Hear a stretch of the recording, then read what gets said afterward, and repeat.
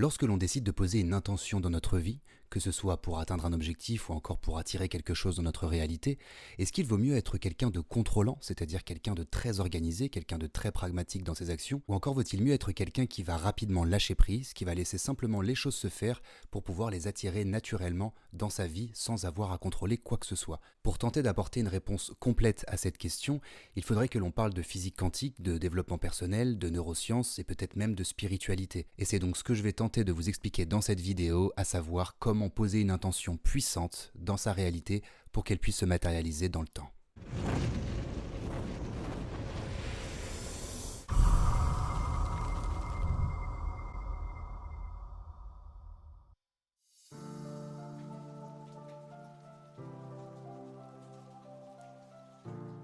Alors dans un premier temps, nous allons parler de l'intention en elle-même. Nous allons aller en détail, nous allons analyser comment est-ce que nous pouvons poser une intention qui va être efficace dans notre vie. Dans un premier temps, cette intention, elle peut être consciente. Et lorsque l'on décide de poser une intention consciemment, il va falloir veiller à différents paramètres. Il va falloir que la formulation soit correcte, c'est-à-dire d'utiliser des mots positifs, connotés positivement, pour ne pas demander ou se demander à soi-même quelque chose que l'on ne veut plus dans notre vie, mais bel et bien quelque chose que l'on souhaite attirer dans notre réalité. Donc uniquement des mots positifs. Ensuite, l'idée va être de pouvoir visualiser cette intention, c'est-à-dire de pouvoir mettre à la fois des images mais aussi des émotions, que l'on puisse développer une vision autour de cette intention que l'on souhaite poser dans notre réalité. Et ensuite, ça va être une question de répétition.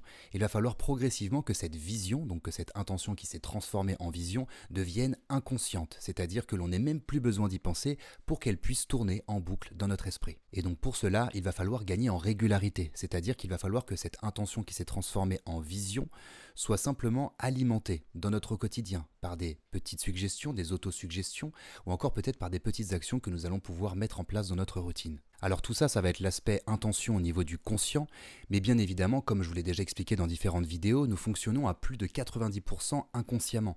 Donc il va falloir surtout que cette intention puisse s'inscrire au niveau de l'inconscient, qu'elle puisse s'ancrer en profondeur. Donc on a parlé de la vision un petit peu précédemment, mais pour aller même plus loin, pour que cette intention soit parfaitement alignée entre notre conscient, c'est-à-dire notre demande consciente, et notre inconscient, il va falloir prendre des habitudes qui vont être alignées.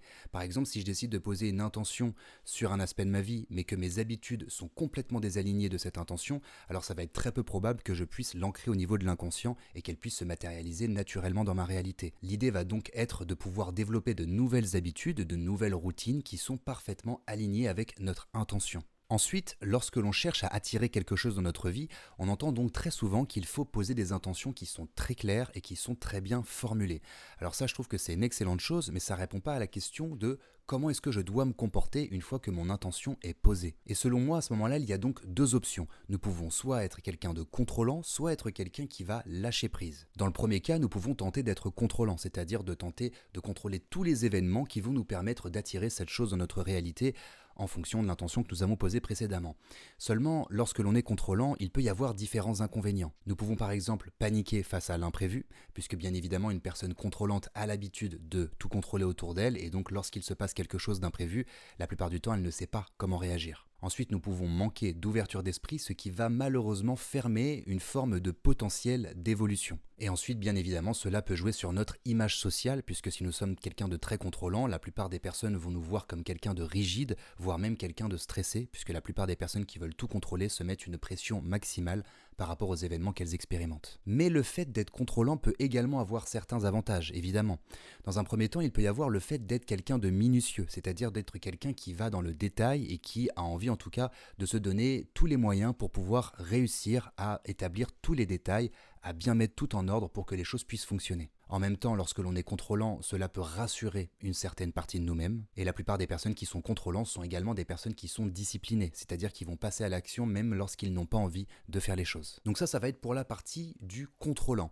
Ensuite, comment est-ce que ça se passerait pour une personne qui lâcherait prise dans son quotidien de façon assez régulière? Les inconvénients seraient bien évidemment le manque d'ancrage, puisque les personnes qui lâchent prise très facilement généralement se raccrochent à peu de choses au niveau, on va dire, terrestre, au niveau du matériel. Donc c'est des personnes qui vont globalement être plus rêveuses, en plus de manquer d'ancrage, et leur image sociale peut être quelqu'un par exemple de négligent, ou encore parfois on peut paraître pour un fou lorsqu'on est quelqu'un qui lâche prise régulièrement dans notre quotidien. Mais il y a évidemment énormément d'avantages à pouvoir lâcher prise rapidement. Cela va nous ouvrir énormément de potentiel, puisque si je lâche prise, je m'ouvre complètement à ce que la vie peut me proposer, à ce qu'elle peut me suggérer dans ma réalité. Selon moi, le plus gros avantage à lâcher prise rapidement dans son quotidien est de pouvoir donc ouvrir complètement le champ des possibles. Et on va parler un petit peu plus tard de physique quantique pour pouvoir comprendre véritablement comment ça fonctionne. Le deuxième avantage va être de pouvoir être à l'aise dans l'instant présent, puisque nous n'avons pas besoin de contrôler quoi que ce soit. Nous allons pouvoir accepter et accueillir l'inconnu et être ouverts au changement, qui, soit dit en passant, est quelque chose qui fonctionne régulièrement. Il n'y a rien de constant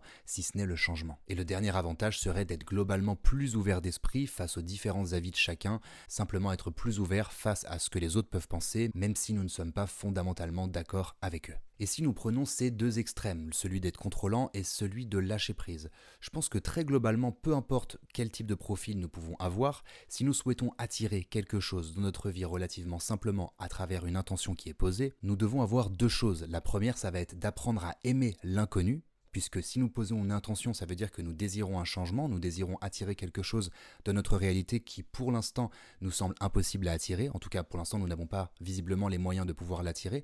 Donc il va falloir être ouvert face à l'inconnu et il va falloir développer une philosophie autour de l'évolution de soi. Puisque si nous ne souhaitons pas particulièrement évoluer, si cela en tout cas ne nous intéresse pas forcément, si nous ne prêtons pas d'attention et d'énergie à cela, eh bien en fait, nous allons probablement être quelqu'un qui va stagner dans le temps et qui ne va peut-être même pas s'apercevoir des différentes évolutions, qu'elles soient positives ou négatives, ou plutôt qu'elles soient croissantes ou décroissantes. Donc globalement, je pense qu'il est nécessaire, quoi qu'il arrive, lorsque l'on souhaite matérialiser une intention, de savoir s'ouvrir à l'imprévu et à l'inconnu. Ensuite, je pense également qu'il doit y avoir une forme d'équilibre entre le fait d'être contrôlant et entre le fait de savoir lâcher prise, puisque c'est très souvent le fait d'être équilibré qui va nous permettre d'attirer plus simplement des choses dans notre réalité, mais je pense surtout que nous devons apprendre à contrôler les éléments que nous devons contrôler dans notre vie, c'est-à-dire tout ce qui va être de l'ordre de la logique, tout ce qui va être de l'ordre de l'organisation pour pouvoir se mettre dans les meilleures conditions, et à côté de ça, peut-être qu'il va falloir apprendre à lâcher prise sur certains événements qui ne nous demandent pas particulièrement de contrôle, ou encore sur les événements que nous ne pouvons simplement pas contrôler dans notre réalité. Tout est très souvent une question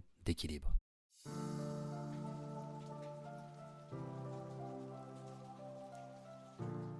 Ensuite, je voulais vous parler de la physique quantique. Alors, la physique quantique est quelque chose qui a révolutionné complètement le monde de la physique. Je ne suis absolument pas spécialiste de la physique quantique, cependant, je m'y intéresse maintenant depuis un bon nombre d'années et j'ai certaines connaissances sur le sujet et je vais donc me permettre de vous les transmettre dans cette vidéo. Très simplement, la physique quantique est la partie de la physique qui s'intéresse à l'infiniment petit, c'est-à-dire à tout ce qui concerne l'échelle atomique ou encore subatomique, donc l'atome ou encore ce qui est encore plus petit que l'atome. Et le sujet que j'ai envie d'aborder avec vous aujourd'hui sur la physique quantique, ça va être la théorie de l'observateur, ou encore ce que l'on peut appeler l'expérience des fentes par Young, parce que du coup c'est la première personne qui a fait cette expérience. Mais pour vous faire un bref résumé de cette expérience, en fait Young a pris un solide avec deux fentes à l'intérieur et il s'est amusé à projeter de la lumière, donc une fréquence, une onde, pour voir comment est-ce que ça agissait, quel était le patron qu'il va obtenir derrière ces deux fentes. Et il s'est aperçu en fait que lorsque c'était une onde qui était projetée, il y avait un patron qui était presque de possibilités infinies, avec différents traits qui en fait montrent différents types de possibilités. Alors que lorsqu'il projetait quelque chose de solide, donc une particule, une certaine masse, eh bien en fait le résultat était prévisible, il y avait deux fentes, donc il y avait simplement deux traits dans le patron que nous obtenons à la fin de cette projection. Mais le plus intéressant est lorsqu'il va commencer à projeter des particules, donc en fait des tout petits bouts de masse. Donc là il va y avoir deux types de comportements qui vont pouvoir se produire. Le premier va être prévisible, lorsque l'on va observer l'expérience d'une projection de particules à travers ces deux fentes, eh bien le résultat va être prévisible, il va y avoir simplement deux traits sur le patron que nous allons pouvoir observer derrière les fentes. Donc lorsque l'on observe, cela veut dire que l'on contrôle et nous sommes donc attachés et dépendants du résultat. Ce résultat est prévisible et donc ce résultat c'est lorsque nous observons la projection d'une particule, donc d'une masse, à travers ces deux fentes. Maintenant ce qui est intéressant c'est lorsque l'on n'observe pas ce qui est en train de se passer. Lorsqu'il n'y a aucun regard de l'être humain par rapport à l'expérience, et bien en fait lorsque l'on projette ces mêmes petits fragments de masse, donc ces particules, et que l'on n'observe pas l'expérience, et bien en fait celle-ci va commencer à se comporter comme une onde, c'est-à-dire comme une fréquence. Elle ne va plus se comporter comme une particule et elle va proposer un patron de possibilités presque illimité. Ce résultat, il est imprévisible et c'est donc un résultat qui est non observé. Donc on pourrait presque, on va dire, métaphoriquement, dire que c'est le résultat d'une personne qui lâche prise et qui n'observe pas, qui n'est pas attaché au résultat, qui n'essaye pas de contrôler l'expérience. Et dans ce cas précis, nous sommes donc détachés du résultat et les possibilités semblent infinies. En très bref, ce qu'il faut retenir, c'est qu'à travers cette expérience, Young a essayé de comprendre comment est-ce que agissait un électron. Est-ce qu'il pouvait agir comme une fréquence ou est-ce qu'il pouvait agir comme une particule? Et en fait, la réponse, c'est simplement les deux. Lorsque l'on prend une particule, un micro-bout de particule que l'on projette, eh bien si on observe l'expérience, celle-ci va se comporter comme telle, c'est-à-dire comme une particule avec un résultat prévisible. Ça, ce serait donc le côté contrôlant. Et à côté de ça, lorsque l'on n'observe pas l'expérience, cette même particule qui va être projetée entre ces deux fentes va commencer à se comporter comme une onde et va donc proposer un champ des possibles qui va être beaucoup plus vaste, voire même illimité. En conclusion de cette expérience, en plus de tout ce que je vous ai expliqué en première partie de vidéo, on pourrait presque donc déduire que d'un point de vue quantique, si l'on observe la chose, donc si nous sommes contrôlants, eh bien en fait le champ des possibles est relativement restreint, il est simplement prévisible.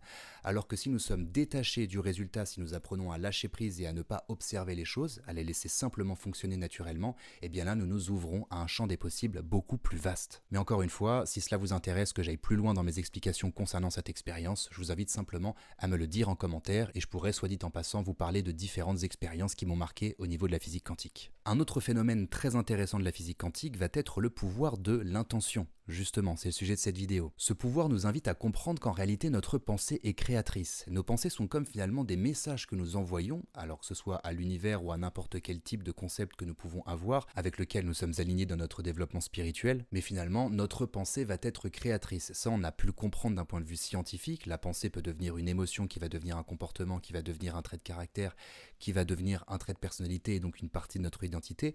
Notre pensée peut construire qui nous sommes à long terme, ça c'est un premier point.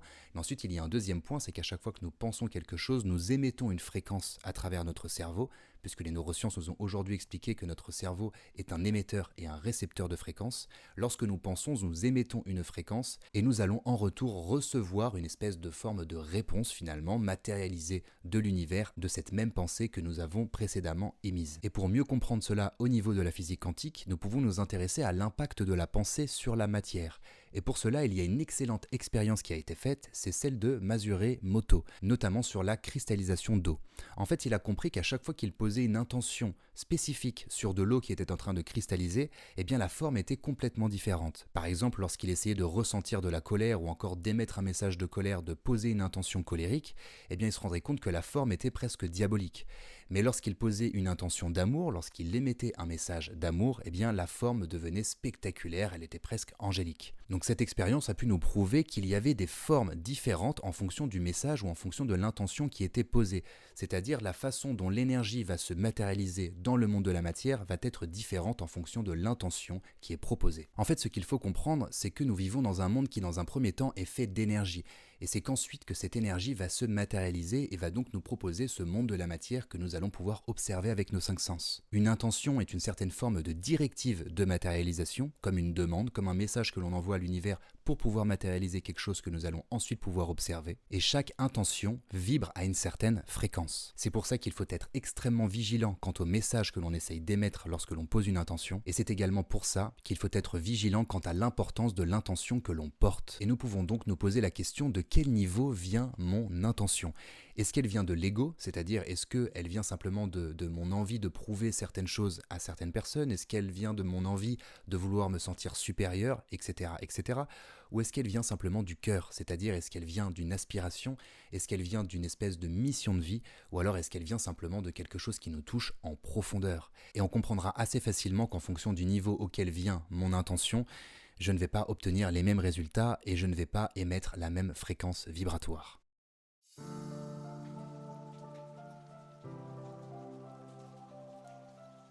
Pour la troisième partie de cette vidéo, je voulais bien évidemment vous expliquer que lâcher prise au quotidien était quelque chose de salvateur, était quelque chose d'excellent pour pouvoir matérialiser nos intentions beaucoup plus rapidement dans notre réalité. Mais finalement, qu'est-ce que ça pourrait vouloir dire lâcher prise au quotidien?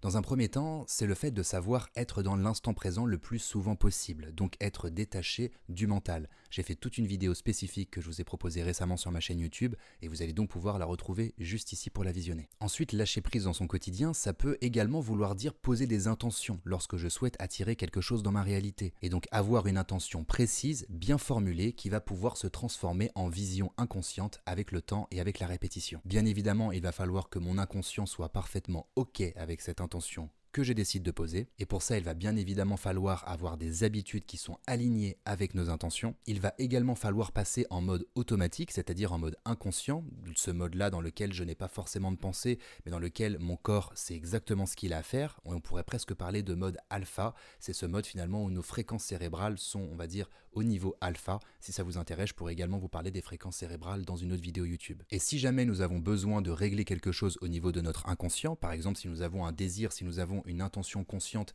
qui va dans un certain sens, mais que notre inconscient lui est complètement déréglé et n'est pas du tout aligné avec les habitudes que nous devions prendre pour réaliser cette intention, alors là il y a une discipline formidable qui s'intitule l'hypnose. Bien évidemment, c'est ma spécialité, je vous en ai déjà parlé dans beaucoup de vidéos, c'est une discipline formidable qui nous permet de pouvoir réajuster certaines choses au niveau inconscient. Et enfin, concernant le lâcher prise, il y a une quatrième chose que je voulais vous expliquer, c'est d'adopter une certaine philosophie de vie qui va être spécifique à une personne qui sait lâcher prise dans son quotidien. Il va falloir progressivement s'ouvrir à une nouvelle façon de réagir face à l'inconnu, face au « je ne sais pas ». Il va falloir s'y ouvrir. Je sais que beaucoup de personnes contrôlantes veulent absolument tout savoir de tout et lorsqu'elles ne savent pas les choses, eh bien elles ont une espèce de blocage, une forme de crispation.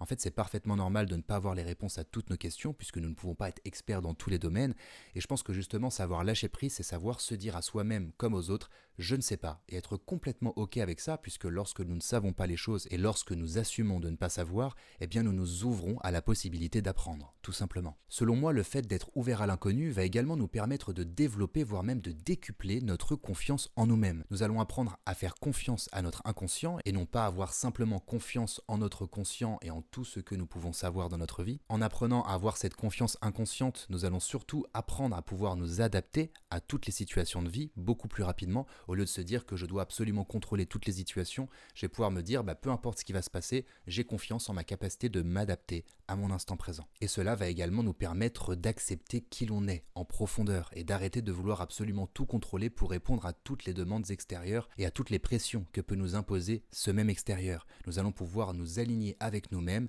accepter qui nous sommes, comprendre ce qui résonne à l'intérieur de nous pour poser des intentions précises et s'autoriser à lâcher prise pour vivre librement dans ces grands océans qu'est la vie. Et pour finir cette vidéo, j'aimerais vous partager une idée relativement simple. Ça va être d'accepter que l'on ne contrôle pas plus de 99% des événements qui se produisent autour de nous. Dans ce monde, voire même dans cet univers, nous ne sommes moins qu'une goutte d'eau dans un océan. Nous ne sommes moins qu'un grain de sable sur une plage. La seule chose que nous pouvons réellement contrôler dans notre réalité va être notre mental, c'est-à-dire nos pensées ou encore nos émotions, nos intentions, la façon dont nous décidons de nous conduire, les différentes habitudes que nous décidons d'adopter et la vie que nous décidons de mener. Ça va être la seule chose que nous allons pouvoir s'autoriser à contrôler. Nous pouvons également nous autoriser à nous libérer complètement de l'image de soi pour pouvoir simplement faire rayonner qui nous sommes, notre authenticité et enfin vibrer ce qu'il se passe au niveau de notre cœur. Apprendre à lâcher prise, apprendre à se libérer pleinement de l'emprise de l'ego, de l'emprise du mental pour pouvoir avancer avec sérénité en posant des intentions précises, bien formulées et en ayant la bonne vibration. Dans cette vidéo, je vous ai partagé énormément d'informations, j'ai conscience que ça fait peut-être beaucoup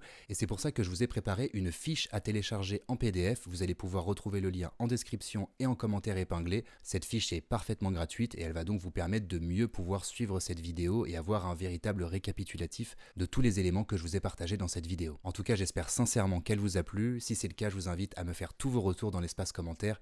Et quant à moi, je vous retrouve très vite pour une nouvelle vidéo. C'était Pierre et je vous dis à bientôt. Ciao.